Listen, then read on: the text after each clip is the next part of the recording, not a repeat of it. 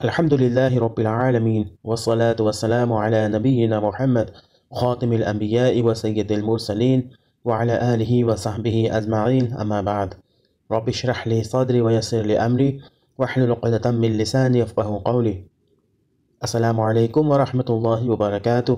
میں محمد عامر سورہ بنی اسرائیل کی تفسیر کی سیریز لے کر حاضر ہو چکا ہوں۔ آج انشاءاللہ تعالی آیت نمبر 5 کی تفسیر پڑھیں گے۔ پہلی آیت میں اسراء و معراج کا ذکر کرنے کے بعد دوسری آیت سے بنی اسرائیل کا ذکر شروع کیا ہے اور انہیں نمونہ کے طور پر پیش کیا جا رہا ہے۔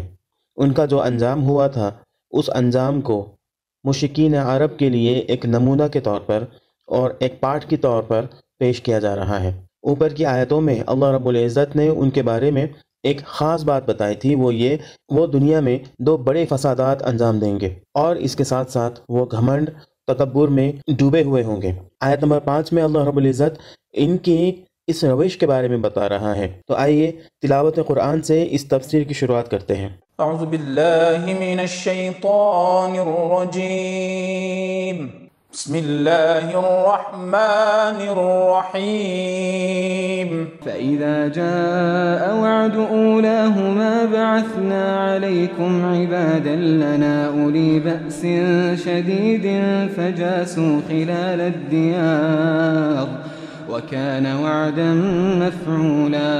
فَإِذَا جَاءَ وَعْدُ أُولَاهُمَا بَعَثْنَا عَلَيْكُمْ عِبَادًا لَنَا۔ آخرکار جب ان میں سے پہلی سرکشی کا موقع پیش آیا تو اے بنی اسرائیل، ہم نے تمہارے مقابلے پر اپنے ایسے بندے اٹھائے، اولی بأس شدید، جو نہایت زور آور تھے، فجاسوا خلال الدیار، اور وہ تمہارے ملک میں گھس کر ہر طرف پھیل گئے، وَكَانَ وَعْدًا مَفْعُولًا، یہ ایک وعدہ تھا جسے پورا ہو کر ہی رہنا تھا۔ اس سے مراد وہ ہولناک تباہی ہے جو آشوریوں اور اہل بابل کے ہاتھوں بنی اسرائیل پر نازل ہوئی۔ حضرت موسیٰ علیہ السلام کی وفات کے بعد جب بنی اسرائیل فلسطین میں داخل ہوئے تو یہاں مختلف قومیں آباد تھیں۔ اموری، کنعانی، فریری، حوی، یبوسی، فلسطی وغیرہ قوموں میں بدترین قسم کا شرک پایا جاتا تھا۔ ان کے سب سے بڑے معبود کا نام ایل تھا، جسے یہ دیوتاؤں کا باپ کہتے تھے اور اسے عموماً سانڈے سے تشبیہ دی جاتی تھی۔ اس کی بیوی کا نام عشیرہ تھا اور اس سے خداؤں اور خدانیوں کی ایک پوری نسل چلی تھی جن کی تعداد 70 تک پہنچتی تھی۔ اس کی اولاد میں سب سے زیادہ زبردست بعال تھا، جس کو بارش اور رویدگی کا خدا اور زمین و آسمان کا مالک سمجھا جاتا تھا۔ شمالی علاقوں میں اس کی بیوی اناس کہلاتی تھی اور فلسطین میں استارات۔ یہ دونوں خواتین عشق اور افزائش نسل کی دیویاں تھیں۔ ان کے علاوہ کوئی دیوتا موت کا مالک تھا، کسی دیوی کے قبضے میں صحت تھی، کسی دیوتا کو وبا اور قحط لانے کے اختیارات دیے گئے تھے، اور یوں ساری خدائی بہت سے معبودوں میں بٹ گئی تھی۔ ان دیوتاؤں اور دیویوں کی طرف ایسے ایسے ذلیل اوصاف و اعمال منسوب تھے کہ اخلاقی حیثیت سے انتہائی بد کردار انسان بھی ان کے ساتھ مشتہر ہونا پسند نہ کریں۔ اب یہ ظاہر ہے کہ جو لوگ ایسی کمینہ ہستیوں کو خدا بنائیں اور ان کی پرستش کریں، وہ اخلاقی ذلیل ترین پستیوں میں گرنے سے کیسے بچ سکتے ہیں۔ یہی وجہ ہے کہ ان کے جو حالات آثار قدیمہ کی کھدائیوں سے دریافت ہوئے ہیں وہ شدید اخلاقی گراوٹ کی شہادت دیتے ہیں۔ ان کے ہاں بچوں کی قربانی کا عام رواج تھا، ان کے عبادت گاہ زناکاری کے اڈے بنے ہوئے تھے، عورتوں کو دیوداسیاں بنا کر عبادت گاہوں میں رکھنا اور ان سے بدکاریاں کرنا عبادت کے حصوں میں داخل تھا، اور اسی طرح کی اور بہت سی بد اخلاقیاں ان میں پھیلی ہوئی تھیں۔ تورات میں حضرت موسیٰ علیہ السلام کے ذریعے سے بنی اسرائیل کو جو ہدایات دی گئی تھیں ان میں صاف صاف کہہ دیا گیا تھا کہ تم ان قوموں کو ہلاک کر کے ان کے قبضے سے فلسطین کی سرزمین چھین لینا اور ان کے ساتھ رہنے بسنے اور ان کی اخلاقی و اعتقادی خرابیوں میں مبتلا ہونے سے پرہیز کرنا۔ لیکن بنی اسرائیل جب فلسطین میں داخل ہوئے تو وہ اس ہدایت کو بھول گئے۔ انہوں نے اپنی کوئی متحدہ سلطنت قائم نہ کی، وہ قبائلی عصبیت میں مبتلا تھے۔ ان کے ہر قبیلے نے اس بات کو پسند کیا کہ مفتوح علاقے کا ایک حصہ لے کر الگ ہو جائے۔ اس تفرقے کی وجہ سے ان کا کوئی قبیلہ بھی اتنا طاقتور نہ ہو سکا کہ اپنے علاقے کو مشرکین سے پوری طرح پاک کر دیتا۔ آخرکار انہیں یہ گوارا کرنا پڑا کہ مشرکین ان کے ساتھ رہیں بسیں۔ نہ صرف یہ بلکہ ان کے مفتوح علاقوں میں جگہ جگہ ان مشرک قوموں کی چھوٹی چھوٹی شہری ریاستیں بھی موجود رہیں جن کو بنی اسرائیل مسخر نہ کر سکے۔ اس کا پہلا خمیازہ تو بنی اسرائیل کو یہ بھگتنا پڑا کہ ان قوموں کے ذریعے سے ان کے اندر شرک گھس آیا، اور اس کے ساتھ بتدریج دوسری اخلاقی گندگیاں بھی راہ پانے لگیں۔ چنانچہ اس کی شکایت بائبل کی کتاب قضات میں یوں کی گئی ہے: اور بنی اسرائیل نے خداوند کے آگے بدی کی اور بعلیم کی پرستش کرنے لگے، اور انہوں نے خداوند اپنے باپ دادا کے خدا کو جو انہیں ملک مصر سے نکال لایا تھا چھوڑ دیا، اور دوسرے معبودوں کو جو ان کے آس پاس کی قوموں کے دیوتاؤں میں سے تھے پیروی کرنے اور ان کو سجدہ کرنے لگے، اور خداوند کو غصہ دلایا۔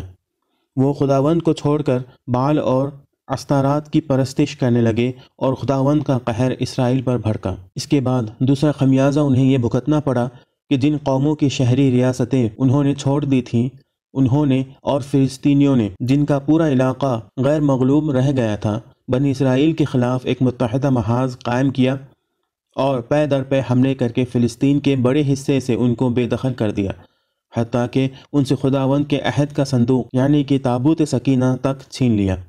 آخرکار بنی اسرائیل کو ایک فرما روا کے تحت اپنی ایک متحدہ سلطنت قائم کرنے کی ضرورت محسوس ہوئی، اور ان کی درخواست پر حضرت سموئیل نبی نے سن 1020 قبل مسیح میں طالوت کو ان کا بادشاہ بنایا۔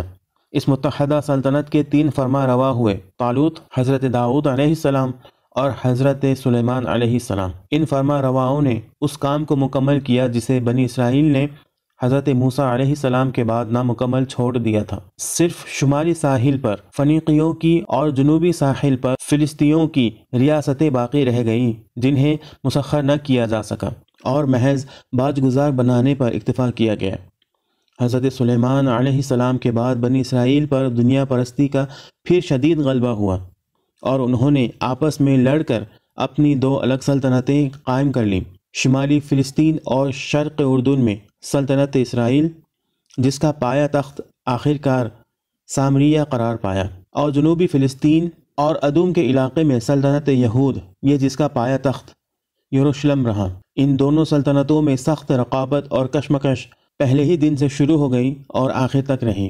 ان میں سے اسرائیلی ریاست کے فرما روا اور باشندے ہمسایہ قوموں کے مشرکانہ عقائد اور اخلاقی فساد سے سب سے پہلے اور سب سے زیادہ متاثر ہوئے، اور یہ حالت اپنی انتہا کو پہنچ گئی جب اس ریاست کے فرما روا اخی اب نے سیدہ کی مشرک شہزادی ایزیل سے شادی کر لی۔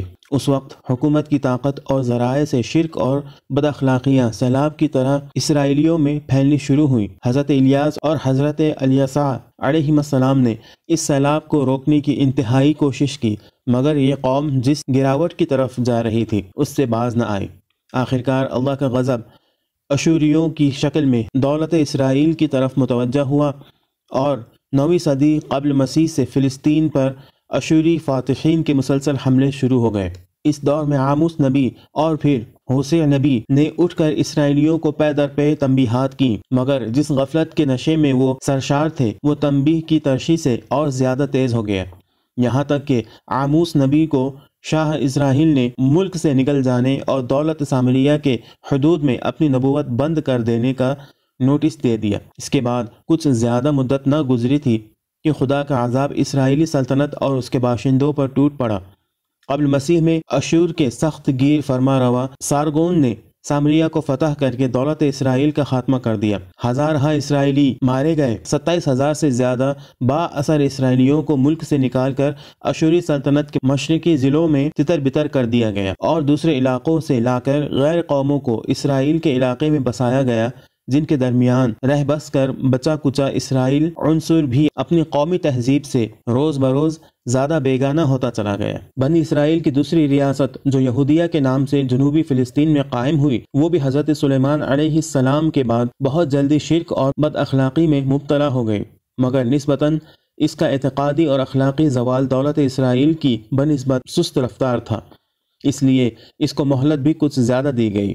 اگرچہ دولت اسرائیل کی طرح اس پر بھی اشوریوں نے پے در پے حملے کیے، اس کے شہروں کو تباہ کیا، اس کے پائے تخت کا محاصرہ کیا، لیکن یہ ریاست اشوریوں کے ہاتھوں ختم نہ ہو سکی بلکہ صرف باج گزار بن کر رہ گئی۔ پھر جب حضرت یسعیاہ اور حضرت یرمیاہ کہ مسلسل کوششوں کے باوجود یہودیہ کے لوگ بت پرستی اور بد اخلاقیوں سے باز نہ آئے تو 598 قبل مسیح میں بابل کے بادشاہ بخت نصر نے یروشلم سمیت پوری دولت یہودیہ پر قبضہ جما لیا اور یہودیہ کا بادشاہ اس کے پاس قیدی بن کر رہ گیا۔ یہودیوں کی بدعمالیوں کا سلسلہ اس پر بھی ختم نہ ہوا اور حضرت یرمیہ کے سمجھانے کے باوجود اپنے اعمال درست کرنے کے بجائے بابل کے خلاف بغاوت کر کے اپنی قسمت بدلنے کی کوشش کرنے لگے۔ آخر 587 قبل مسیح میں بخت نصر نے ایک سخت حملہ کر کے یہودیہ کے تمام بڑے چھوٹے شہروں کی اینٹ سے اینٹ بجا دی۔ یروشلم اور ہیکل سلیمانی کو اس طرح تباہ کیا کہ اس کی ایک دیوار بھی اپنی جگہ کھڑی نہ رہی۔